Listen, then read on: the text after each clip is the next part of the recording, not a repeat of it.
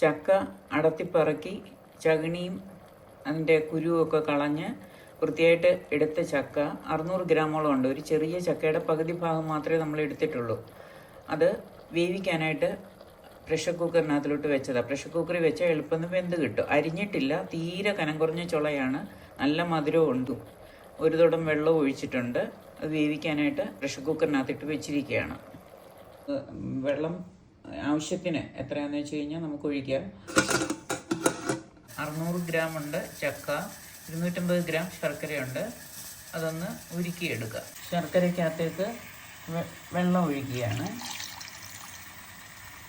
ശർക്കര പാനിയാക്കുന്നതിനും അതുപോലെ തന്നെ ചക്ക വേവിക്കുന്നതിനും ഒക്കെ വളരെ കുറച്ച് വെള്ളം മാത്രം ഉപയോഗിച്ചാൽ മതി. നല്ലപോലെ വെന്തായിരിക്കും പ്രഷർ കുക്കറിൽ നിന്ന് ചക്ക എടുക്കുന്നത്. പിന്നീട് അധികം ഗ്യാസ് ഉപയോഗിക്കാതെ ഉള്ളിക്കകത്ത് നമുക്കത് വഴറ്റിയെടുക്കാനായിട്ട് സാധിക്കും. പ്രഷർ കുക്കറിനകത്ത് ചക്ക വെന്തുകൊണ്ടിരിക്കുകയാണ്. ശർക്കര ഉരുകി. ഇനി നമുക്ക് പ്രഷർ കുക്കറിനകത്ത് നിന്ന് ചക്ക എടുത്തതിന് ശേഷം വേവിച്ച ചക്ക ഉരുളിയിലോട്ട് ഇട്ട് ശർക്കര ഉരുക്കിയതും കൂടെ ചേർത്ത് അടുപ്പത്ത് വെക്കുക. ശർക്കരയ്ക്ക് അതങ്ങും അഴുക്കൊന്നുമില്ല. ചക്ക നന്നായി വെന്താണ് നമ്മൾ ഉരുളിയിലേക്ക് ഇടുന്നത്. പിന്നീട് അധികം വെള്ളത്തിൻ്റെ ആവശ്യം വരുന്നില്ല. ശർക്കര പാനിയുടെ ആ വെള്ളത്തിൽ കിടന്ന് സാവകാശം ചെറിയ തീയിൽ വഴറ്റി എടുക്കണം. അധികം ഗ്യാസും വേണ്ടി വരില്ല.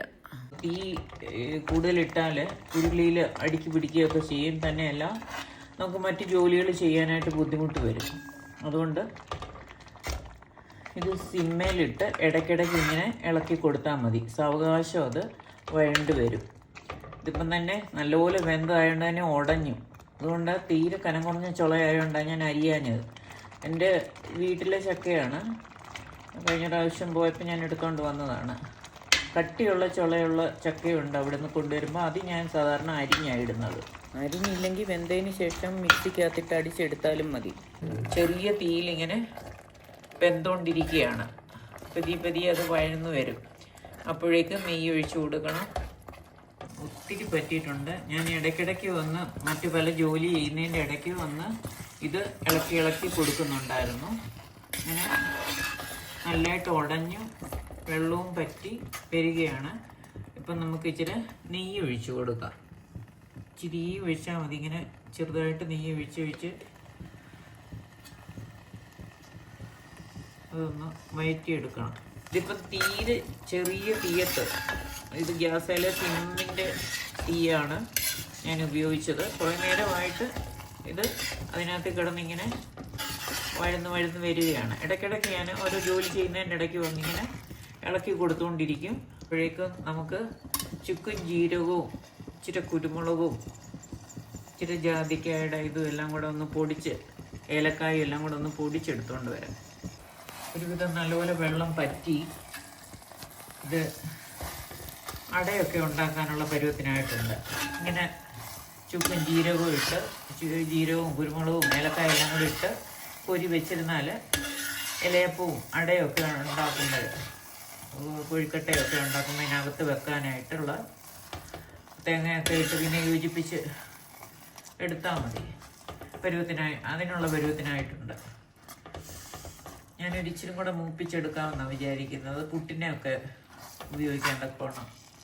ചക്ക വയറ്റിയതും പുട്ടും കൂടെ ചേർത്ത് കഴിക്കാനുള്ള പരുവത്തിന്. പണ്ടൊക്കെ ചക്ക വയറ്റുന്നത് ഭയങ്കര ജോലിയായിരുന്നു. വിറകടുപ്പിൽ പുറത്ത് തീ കത്തിച്ച് 2-3 പേര് മെനക്കെട്ട് നിന്ന് ഇളക്കി. അതിൻ്റെ ഒന്നും ഒരാവശ്യമില്ല. ഗ്യാസേൽ സിമ്മിൽ പ്രഷർ കുക്കറിനകത്ത് വേവിച്ച് മിക്സിക്കകത്ത് വേണമെങ്കിൽ അടിച്ചെടുത്ത് വളരെ വെള്ളം കുറച്ച്, അതായത് ശർക്കരപ്പാനിയുടെയൊക്കെ വെള്ളത്തിൽ മാത്രം ഇത് നമുക്ക് സാവകാശം ചെറിയ തീയിൽ മറ്റു ജോലികൾക്കിടയ്ക്ക് വഴറ്റിയെടുക്കാവുന്ന ഒരു കാര്യമാണ്. റിലാക്സ് ചെയ്ത് നമുക്ക് ചെയ്യാവുന്ന ഒരു കാര്യമാണ്. എനിക്കിതൊരു ജോലിയായിട്ട് തോന്നിയിട്ടേ ഇല്ല.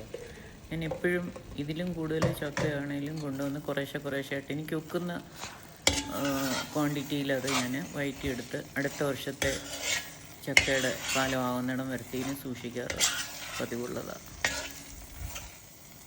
ഇതിൻ്റെ പുറകെ മെനക്കെട്ട് നിൽക്കേണ്ട യാതൊരു ആവശ്യവുമില്ല. ലാസ്റ്റിലാവുമ്പോൾ ഒന്ന് ശ്രദ്ധിക്കണം. അത് അവിടെ ചെറിയ തീ കിടന്ന് സാവകാശം അത് വെള്ളം വറ്റി വഴണ്ട് വന്നോളൂ. അതിൻ്റെ ആവശ്യമേ ഉള്ളൂ. ഒരുവിധം വെള്ളം പറ്റിയിട്ടുണ്ട്. ഇനി ഇതിലേക്ക് കുറച്ച് ചുക്കും ജീരകവും എല്ലാം കൂടെ പൊടിച്ച്, ചുക്കും ജീരകവും ഏലക്കായും പിന്നെ കുരുമുളകും ജാതിക്കായുടെ കുരു വേണമെങ്കിൽ അതൊക്കെ ഇച്ചിരി പൊടിച്ചിടാം. വയറിന് നല്ല സുഖമുള്ളതാണ്.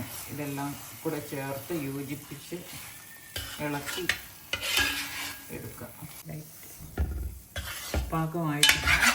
2-3 പ്രാവശ്യമായിട്ട് കുറേശ്ശെ മീൻ ചേർത്താണ് ഇളക്കുന്ന സമയത്ത്, ഇടയ്ക്കിടയ്ക്ക് ഇളക്കുന്ന സമയത്ത് ചേർക്കണമെന്ന് തോന്നിയപ്പോൾ 2-3 പ്രാവശ്യമായിട്ട് കുറേശ്ശെ ആദ്യം ചേർത്തതുപോലുള്ള അളവിൽ 2-3 പ്രാവശ്യമായിട്ട് ചേർത്തിട്ടുണ്ട്. അങ്ങനെ ഈ പരുവത്തിലാക്കി എടുത്തത്. ഒട്ടും അടുക്കി പിടിച്ചിട്ടൊന്നുമില്ല. ഇത് കോരി എടുക്കുവാണ്. ഇതിലും വേണമെങ്കിൽ മൂപ്പിച്ചെടുക്കാം.